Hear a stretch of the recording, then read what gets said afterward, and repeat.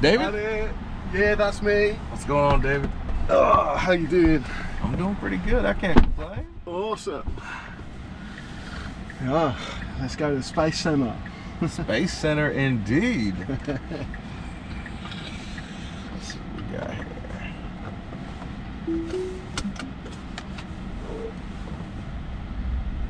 First time? It is, yeah. Yeah. How many times have you been? Friends and family tend to come in, and yeah, if I'm able to get out of it, I can. I've just seen it way too much. So, but let's just say I got enough hands and feet to count how many times I've really been. Yeah. Is it like the #1 place to go in Houston? I think it is the most. It's the biggest attraction for sure. Like people want to go to the, Space Center. So and depending on your age, like some are more excited than others. But I think people, and I hate to say this, they end up being mildly disappointed. Really? Well, it's not as fun as I think when I went in elementary school. Yeah. It was amazing. Yeah. But as I kept going, as I kept getting older, maybe I just a little jaded. But I know what you mean, because let's say when you see stuff on TV, or events or stuff like that, when you actually go or you're actually there in person, it's a lot smaller, it's a lot less interesting, it's quite interesting. Right. When you live in London, in England, there's lots of crazy stuff that's going on, but when you're actually there, it's just like BS, really. You get caught up in the minutia of everything that's going around. Because everything looks so much better on TV. So I get what you're saying. But I came a day early just to tick this off, tick this off. How long are you gonna be in the city? I'm back to London on Wednesday night. So. Okay, you got a couple of days. Yeah, exactly. I came a day early just to have a gentle day today. Any other plans after the Space Center? Sadly not. Okay. I don't know. Got any suggestions? I think the Riverwalk is pretty nice, and it's pretty temperate. So the Kima Boardwalk is where I would, especially if you've never been. It has a lot of shops, pretty decent seafood. Yeah. There's carnival games and things of that nature, and it's just a nice place to look around, especially if the day's nice. Oh, okay. Is that downtown it's close. on the way home? It's actually close to the Space Center. So I try to recommend things that are generally in that area. Is it walking distance? Or? No.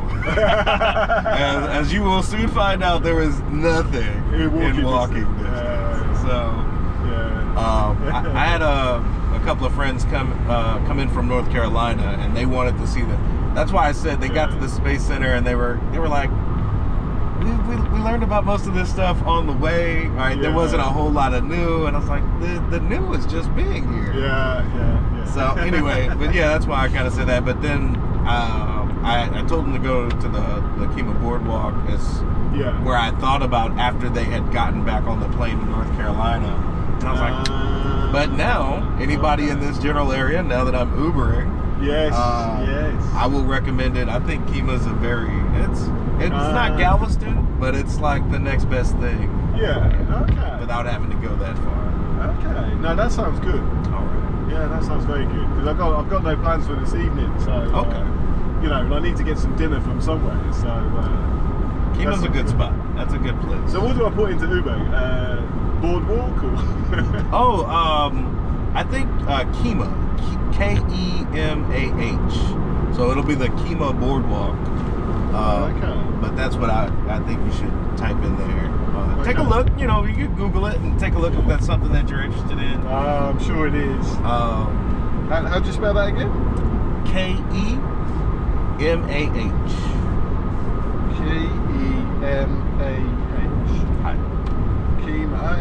Kemah Boardwalk. Okay. So it's in that general area. And if you're going to be in that area, you might as well go ahead and take a look. Yeah, absolutely. Well, thanks very much for that, because I would only have come back to the, to the hotel anyway. So, You know, I'm just exploring. I like it. You know, come to see your country. Hey, who is this Sam Houston guy? Like, Sam Houston is always coming up on the radar. Who is that guy? Sam Houston. Is he like a big general or something? He was back. I want to say, I don't know if it's out. I think it's the Alamo. Is Sam Houston's thing. So I feel bad because my Texas history is coming up blank. It's been a while. But Sam Houston, they pretty much colonized Southeast Texas, divvied it up. And Sam Houston was one of the big wigs that was basically defending our state from Mexico, essentially. Oh, okay. So, he's a very prominent figure down here. He's got statues from Missouri County all the way to Fort Bend County. So Google's a wonderful thing. Yeah, man. we can ask Grok real quick. Grok, if you can hear me, say yes. Oh wait, we got the thing down. Grok, can you give me a brief history on Sam Houston? Sure. Sam Houston was a Texas icon. Born in Virginia in 1893, he moved to Tennessee, fought in the War of 1812, and became a lawyer, congressman, then governor. After a messy personal scandal, he headed west, led the Texas Revolution in 1836, crushed Santa Anna at San Jacinto, and became Texas's first president. Later, he was a U.S. senator and governor of the state again, pushing for Native American rights and against secession. He died in 1763, leaving a massive statue in Huntsville, and the city of Houston named after him. Wild guy, huh? Very wild. Thanks, Rex. I appreciate it. What's Grok then? Like, chats, you know, GBT or something? Well, Grok is Elon Musk's basically XAI. That's what they do. I got this thing going crazy now. Sorry. Grok is essentially ChatGPT's rival, whereas you got Gemini and some of these other artificial intelligence, large language models. Grok is Elon's, essentially. He's able to put it in all of the Teslas. Grok has been very useful when it comes to translations. So we get a lot of Spanish speakers down here in Houston. So if I put Grok on, I could be like, Grok, I need a translator. Everything I say translate to Spanish. Every Spanish thing you hear translated to English for me. It's not perfect, but it's better than nothing. And my Spanish speakers, they tend to appreciate it. Oh, wow. So that's great. I learned a lot about Sam Houston just now that I probably forgot. There you go. First president of Texas. That is odd, but yeah. And did you get the Tesla especially for Uber? Or? No, I've been having Tesla since 2020. I'm Ubering because of Tesla, because right now the car's been driving itself since you got in the car. This is very exciting for me. This is the first time. I mean, sod the Space Center. Like, you know, this is the first time I've actually been driven in a driverless car, having a good chat with a driver. So I'm supervising. So if I get my spidey sense up, like if I think there's danger, I can take over and mitigate that. But I've been Ubering all morning, and there has been no danger. This thing has been doing absolutely marvelous. For my daily drivers, I'll go to like the dog park and the VA, and those drives are perfect. And if they have a Robotaxi service in Austin and in California in the Bay Area where it's driving and picking up rides, there's no one sitting in this seat in Austin. Houston can't be very far off, so I'm basically testing it, going places I would rarely go, and seeing how the software behaves when it's faced with construction, when it's faced with, like, a lot of lights were out today, I guess, from the storm, and just various different things, going to various different locations and seeing how it would perform. Right now I've got my sunglasses on, so it's thinking I'm not paying attention, so it's constantly monitoring me, making sure I'm still sitting here, but all day it's been perfect. It doesn't need me. So, okay, so just changing lanes now. Did you do anything? Oh, no. I'm just watching, making sure everything looks good. And right now we're on a standard setting where it drives, this is how I would normally drive, is what I can tell. I could put it in a hurry mode or even a Mad Max mode. Really? No. And it would go great. You know, it's... This feels like a very efficient mode. Exactly. This is how I would drive, about 5 to 7 miles over the speed limit. Yeah. And just being efficient with lane changes, not getting stuck behind cars. Yeah. Getting out of the lane here for cars that want to pass me and go even faster. Yeah. Right? This is how I would drive. Yeah. I can even make it go all the way to the right lane if I put it in chill mode. Okay. They even got a sloth mode where it'll go exactly the speed limit. I love this car. It's the best thing I've ever purchased. Oh my goodness. But that's why I Uber. I do it part-time. The camera setup here is for YouTube. I'm monetized on YouTube because people like seeing this. I get a lot of Uber drivers watching my videos going, oh my God, I need that. And I'm like, yeah, you do. Yeah, you do. Because in Europe, though, the driverless software is really expensive. It's like thousands and thousands of pounds for...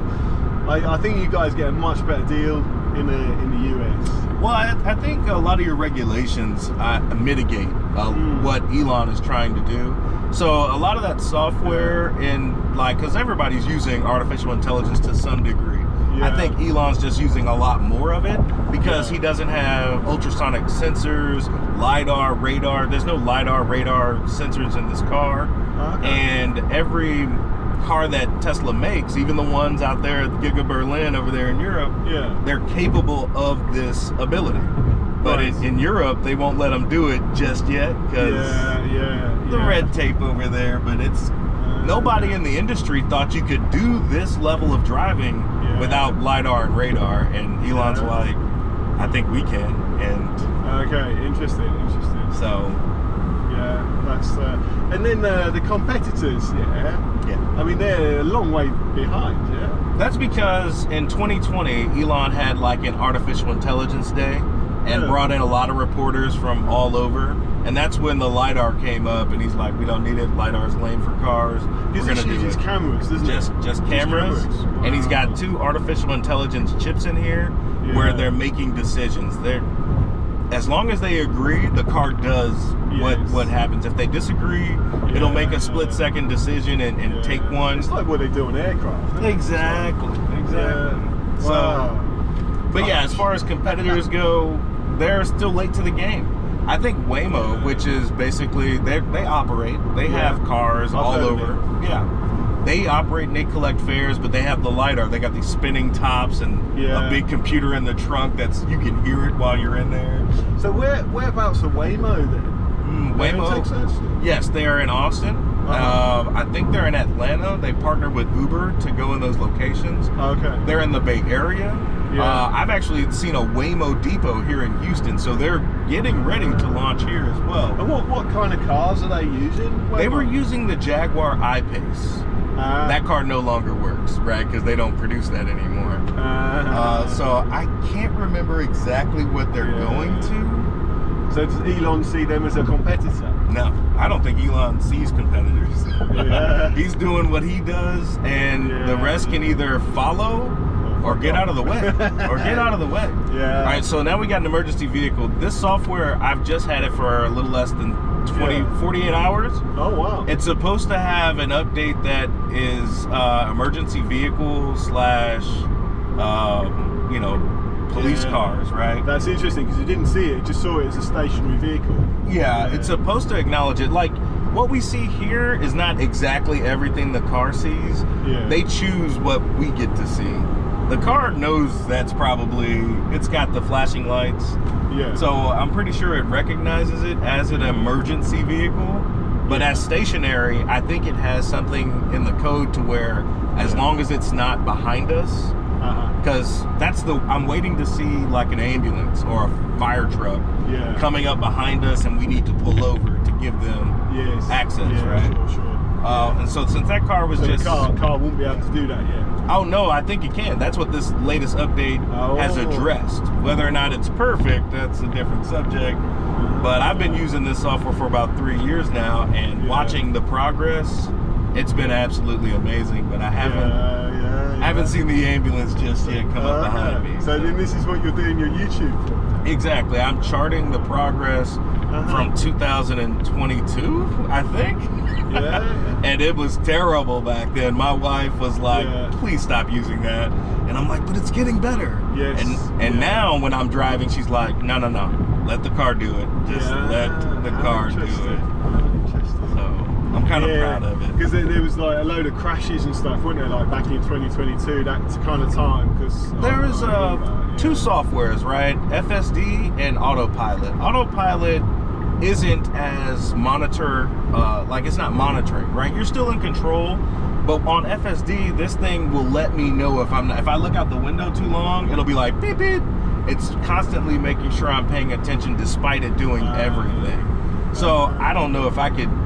You really can't say it's not your fault. But with Autopilot, I don't think there's a monitoring system, so I think they're going to try to get rid of that altogether and just go to like an FSD type situation.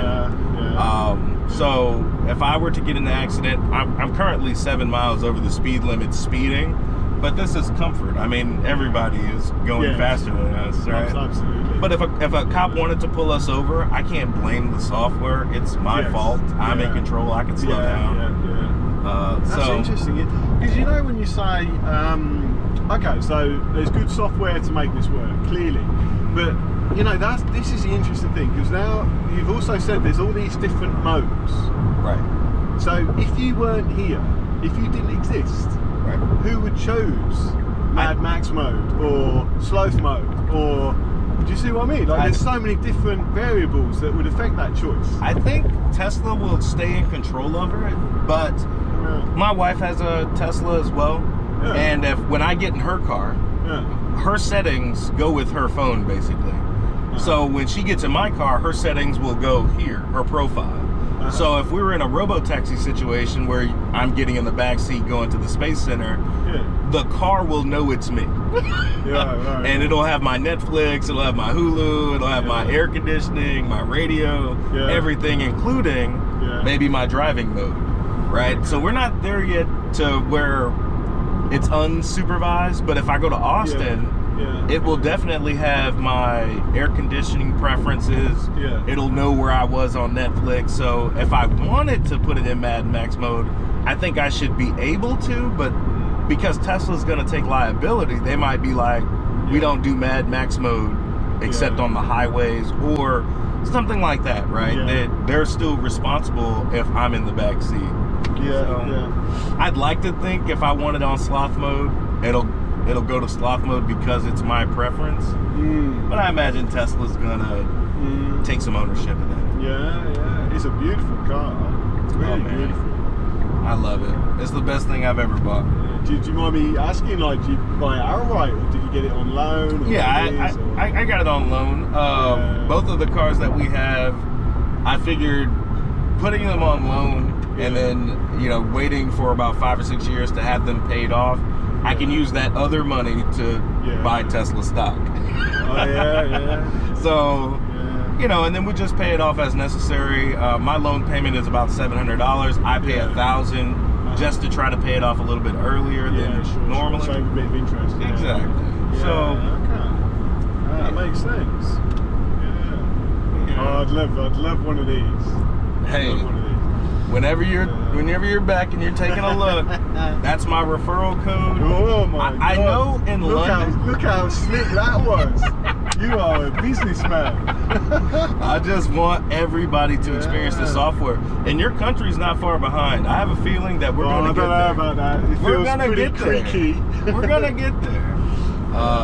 So I'm not going to hold my breath for Europe, but I feel like it's coming along. And why is Austin, the hotbed for all this stuff? Oh, because in Texas we don't have any rules or regulations regarding autonomy.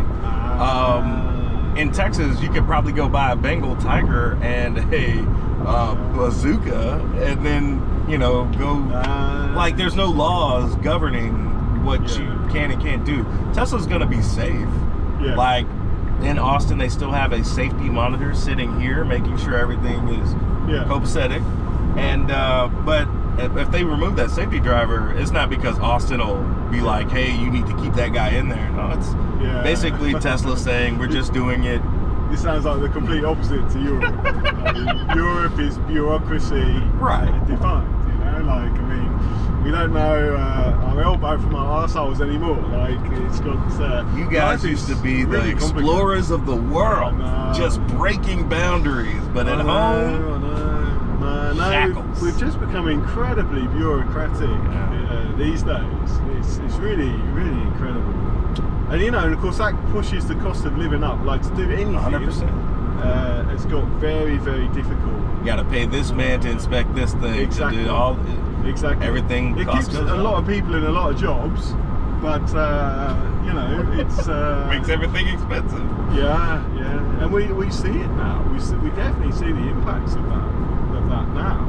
You know, you can have safety this or regulation that or whatever, but it comes with consequences. That is for sure. Some regulations are necessary, but you can see it. Like California is the state in America that is over-regulated.